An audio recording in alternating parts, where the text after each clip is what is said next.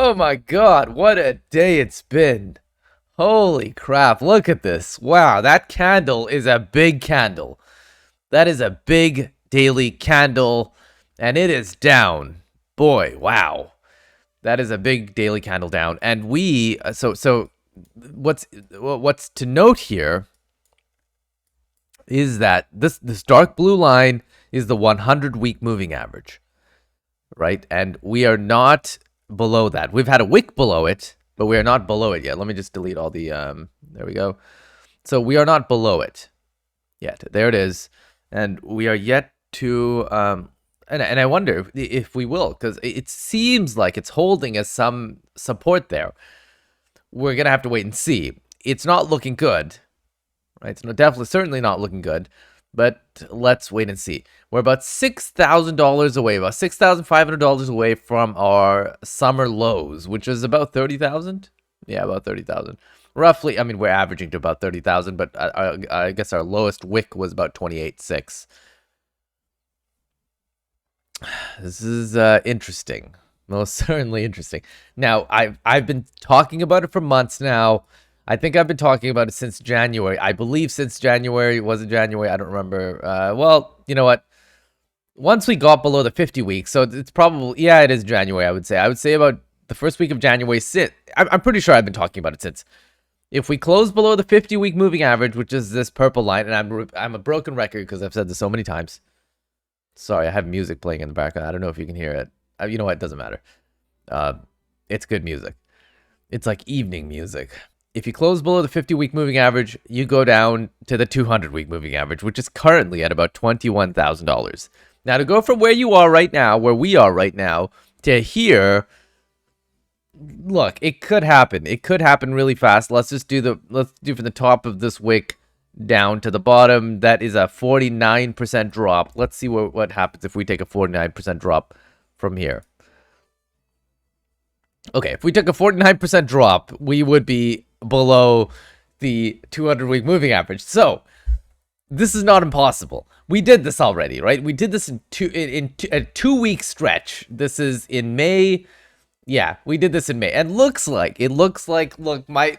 is terrible to say, but it looks like we're going to repeat it, right? Looking at history, it seems like we're going to repeat some type of bearish action in the next couple of weeks, right? This is actually really exciting, and let me tell you why. If you're holding Bitcoin or altcoins if you're holding altcoins, I feel for you. I know the pain because the altcoins are really bleeding. But if you're holding Bitcoin, know that once we hit down, do not sell. That's the first thing. Do not sell your Bitcoin. Hold on to it. Even if you bought up here, hold on to it. Do not sell. Now's not the time to sell.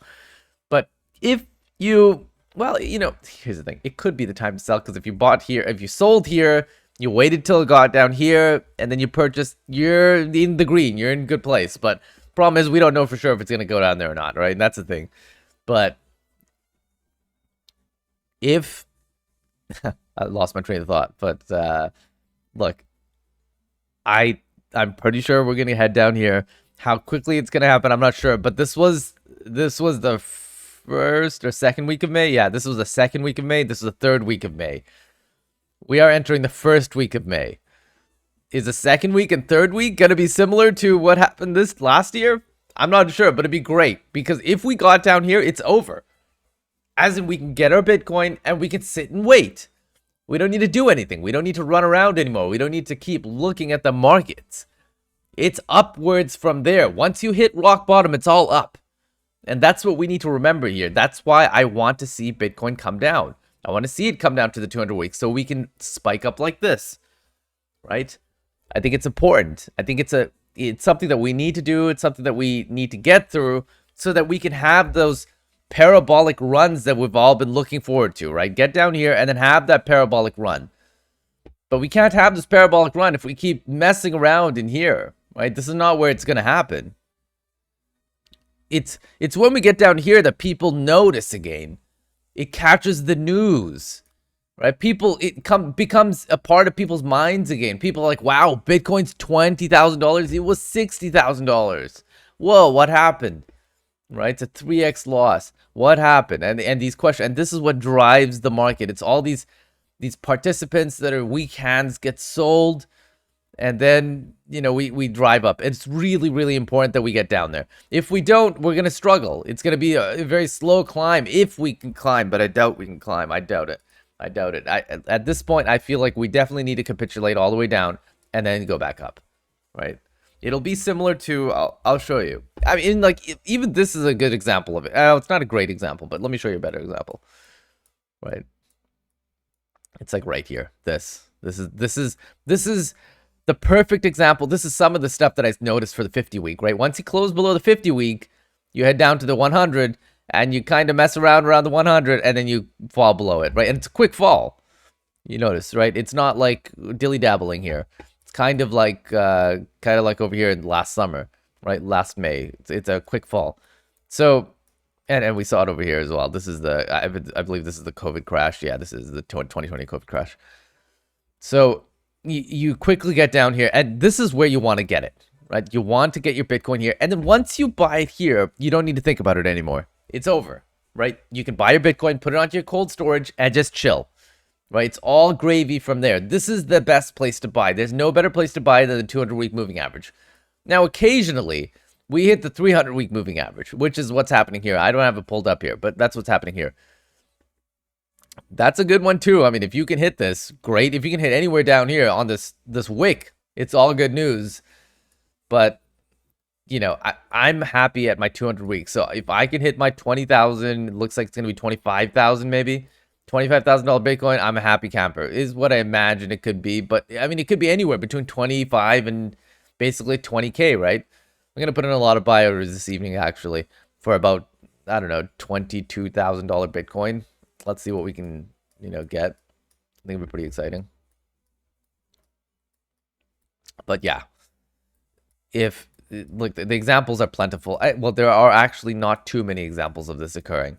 But effectively, if you close below the 50-week moving average, you end up testing the 200-week, right? You dilly-dabble sometimes, you bounce off. So we might do something like this. Say we bounce off this thing, the 100-week, and we're like, oh, no, it's not going to happen. And we bounce off a little bit more, and eventually we come down to the end. And you notice this wick went all the way down to the 300. But notice something else here. The volume is really important. And you want to keep track of the volume, right? When this volume essentially means people really shat the bed. They really freaked out. They were like, whoa, this is the end. And a whole bunch of people sold. And that's what created this giant wick down. Look at this thing.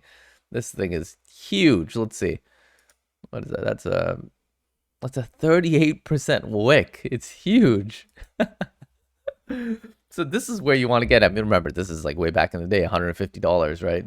Went from 200 to 150 or whatever it was. So you want to look for the volume though. Like when you see that the volumes really hit in, that's probably means that was probably the bottom, right? In this case, it was the bottom. And we can probably find other places where it was the bottom. But you get the gist, right? Here again, the bottom. This was how we determined that it was the bottom. Here again, right, bottom. I mean, there are anomalies here too. Like here, that was not the bottom, right? That was it looked like the bottom, but it wasn't. So there's something to be careful of. But we were above the 50 weeks, so at that point, if you didn't know the charts, you didn't know the details, you would have said, "Hey, listen, this is it." But obviously not, right? We were headed towards something worse.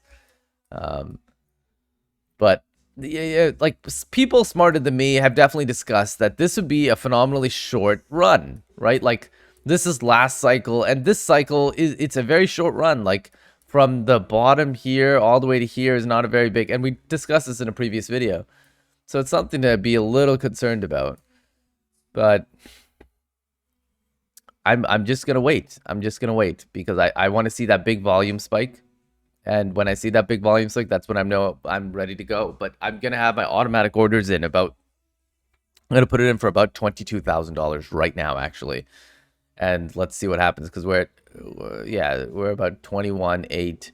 Because who knows? Tomorrow we might just dump all the way in, and then that might be your opportunity. Your golden opportunity was right there. And 22 is a totally arbitrary number. It's not like a number I planned and thought about heavily. It's just a number that I, literally coming out off the top of my head.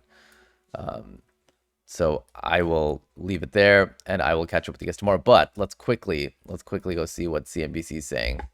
All right, what's happening? Stock futures are a little changed after Dow's worst day since 2020. Yikes. Yikes. Damn, look at this. This Nasdaq's acting like a penny stock. Wow, look at this. 6% down. Dow futures 7. Damn, dude. This is terrible. Okay. And DXY. And remember, the cause of all of this is two-part.